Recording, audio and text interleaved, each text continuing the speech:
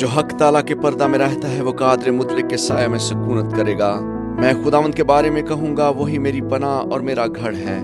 वो मेरा खुदा है जिस पर मेरा तवक्कल है, क्योंकि वो तुझे सियाद के फंदे से और मुहलक वबा से छुड़ाएगा।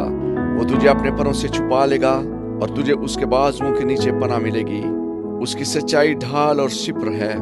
तू न रात की हैबत से डरेगा, न दिन को उड़ने वाले तीर से, न उस वबा से जो अंधेरे में चलती है, न उस हलाकत से जो दोपहर को वीरान करती है। तेरे आसपास 1000 गिर जाएंगे और तेरे दाहिने हाथ की तरफ 10,000, लेकिन वो तेरे नजदीक ना आएगी। लेकिन तू अपनी आंखों से निगाह करेगा और शरीरों के अंजाम को देखेगा। पर तू आए खुदावंद मेरी पनाह है। तूने हक ताला को अपना मस्कन बना लिया।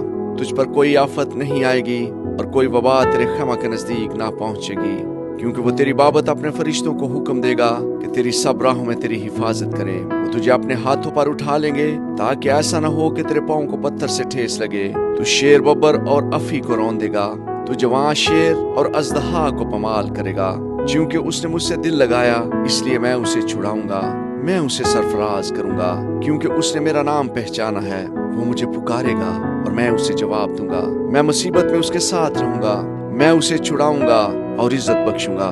मैं उसे उम्र की दराजी से आसूदा करूंगा और अपनी नजात उसे दिखाऊंगा। आमीन।